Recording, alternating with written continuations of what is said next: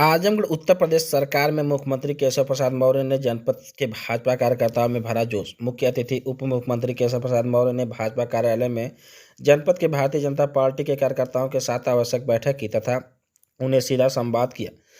मौर्य ने भाजपा के वरिष्ठ तथा युवा कार्यकर्ताओं से संवाद करते हुए उनके विचारों को जाना तथा उत्साहवर्धन करते हुए कहा कि भाजपा सरकार केंद्र में मोदी और प्रदेश में योगी के नेतृत्व में पूरी तत्परता से काम कर रही है। भारतीय जनता पार्टी के कार्यकर्ता ही असली हमारी ताकत है। चुनाव में सरकार की हर छोटी बड़ी योजनाओं और उपलब्धियों को भाजपा के कार्यकर्ता निस्वार्थ भाव से जन जन तक पहुंचाते हैं। हमारे कार्यकर्ता ही हमारी सेना के हनुमान हैं, जिनके सहयोग के बिना हमारी राष्ट्रवाद का धर्म अधूरा है। आगामी लोकसभा में हम हमारे कार्यकर्ता की बदौलत एक बार फिर से हमारी राष्ट्रवाद की सरकार को मजबूती से स्थापित करेंगे। उप मुख्यमंत्री ने कार्यकर्ताओं के साथ संवाद करते हुए कहा कि किसी भी अधिकारी या कर्मचारी को नियम के विरुद्ध कार्य करने का अधिकार नहीं है। हमारी सरकार पारदर्शिता से द्योतक है। कार्यकर्ताओं की मांग पर उप मुख्यमंत्री ने जनपद के संबंधित सड़क, पानी, बिजली इत्यादि समस्याओं का ज्ञापन लेते हुए अधिकारियों से वार्ता करते तथा शीघ्र निस्तारण का आश्वासन दिया। कार्यक्रम की अध्यक्षता भाजपा जिला अध्यक्ष ऋषिकांत राय ने किया।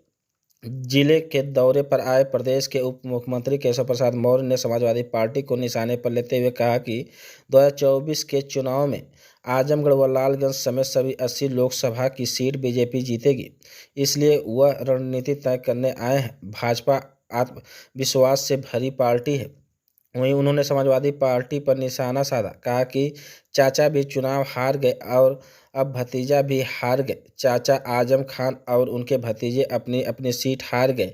आजमगढ़ आज शिवपाल के बयान की इंडिया यूपी में 80 सीट जीतेगी, इस पर तंज कसते हुए 2014 से चाचा भतीजा और एक, लेकिन बीजेपी जीतती आ रही है। अन्य पार्टी से समझौते की बात पर डिप्टी सीएम ने कहा कि हाईकमान का मामला है। इस अवसर पर क्षेत्रीय अध्यक्ष शाहजहानंद राय, भाजपा जिला अध्यक्ष ऋषिकांत राय, जिला अध्यक्ष ध्रुव सिंह, प्रदेश उपाध्यक्ष नीलम सोनकर, प्रदेश मंत्री शकुंतला चौहान, वंदना सिंह, अखिलेश मिश्रा उर्फ गुड्डू मिश्रा, पूर्व जिला अध्यक्ष जयनाथ सिंह, सत्येंद्र राय, विनोद राय, ब्लॉक प्रमुख अनुराग सिंह, सोनू सिंह, सूरज श्रीवास्तव, जिला महामंत्री आदि लोग उपस्थित रहे।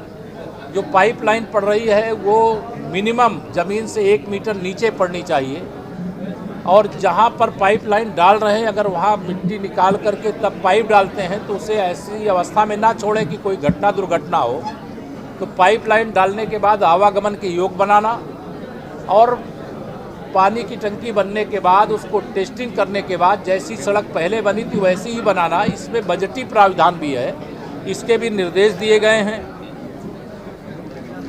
अस्पतालों में सुविधाओं की कुछ कमी बताई गई है। पीजीआई की दृष्टि से भी कुछ शिकायतें आई हैं, उनको निवारण करने और आज यहाँ अधिकारियों को निर्देशित किया गया है कि उसको यहाँ से एक पत्र बना करके अलग से भेजेंगे, जिससे चिकित्सा सुविधा, दवाओं की उपलब्धता, डॉक्टरों की उपलब्धता, स्पेशलिस्ट डॉक्टरों की उपलब्धता, पैरामेडिकल स्टाफ, नर्सिंग स्टाफ सहित कोई ऐसी समस्या ना आवे, इसके लिए भी कहा गया है। कुछ विभागों के म्यूचुअल हस्तांतरण जनपद स्तरीय ही, उसमें भी कुछ शिकायत आ रही थी, उसके लिए भी कह दिया गया है। पैच मरम्मत की दृष्टि से जो गौड़ जाति के लोग हैं उनके प्रमाण पत्र की शिकायत, उनकी सघन जांच करके जिनके प्रमाण पत्र जारी होने चाहिए बिना किसी अड़चन के उनको जारी करने का काम करेंगे। एक विशेष तौर से जो हमारी एनआरएलएम एसआरएलएम की दीदियां हैं, बैंक सखी हैं, बीसी सखी हैं, मनरेगा के सभी प्रकार के भुगतान करने की दृष्टि से कार्य योजना बनाने को कहा गया।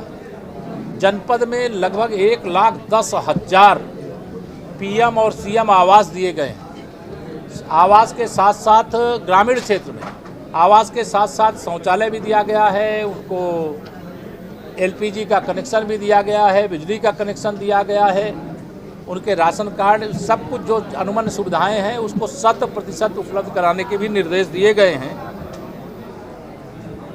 और जो हमारे विशेष तौर से प्राथमिक और जूनियर के बच्चे हैं उनको सरकार यूनिफॉर्म खरीदने के लिए डीबीटी के माध्यम से उनके अभिभावकों को पैसा भेजती है। हमारी सरकार का प्रयास महिला सशक्तिकरण का भी, इसलिए जो यूनिफॉर्म बनाने की दृष्टि से कार्य योजना बनाने को कहा गया है कि जो समूह की दीदियों के द्वारा इस प्रकार के यूनिफॉर्म बनाए जाएं। कानपुर देहात में इस प्रकार से दीदियों को द्वारा बनाया जा रहा है, जिससे उनकी आमदनी बढ़ रही है। 15 अगस्त आज़ादी का अमृत महोत्सव का वर्ष है। हर घर तिरंगा फहराने का माननीय प्रधानमंत्री जी ने आह्वान किया है। मेरा देश मेरी माटी का भी एक कार्यक्रम चलने वाला है, जिसमें हर गांव की मिट्टी कलश के अंदर डालने का काम, फिर उसे दिल्ली पहुंचाने का काम यह भी किया जाएगा।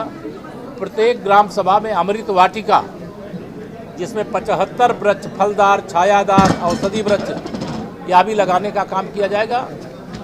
एक सघन तौर से जनपद के विकास की दृष्टि से, जनपद में कानून व्यवस्था की दृष्टि से, जनपद की राजस्व की समस्या की दृष्टि से, सिंचाई की समस्या की दृष्टि से, स्वास्थ्य की समस्या की दृष्टि से एक अलग से बैठकें करके और उनकी एक कार्य योजना तैयार करके यहाँ की जनता की जो समस्याएं उनको प्राथमिकता पे दूर करें। माननीय प्रधानमंत्री श्री नरेंद्र मोदी जी के नेतृत्व में देश की सरकार और आदरणीय मुख्यमंत्री योगी आदित्यनाथ जी के नेतृत्व में प्रदेश की सरकार डबल इंजन सरकार यही प्रयास कर रही है। 2024 में तीसरी बार मोदी सरकार बनेगी। आजमगढ़ और लालगंज लोकसभा में कमल खिलेगा, यह मैं विश्वास के साथ कह सकता हूं।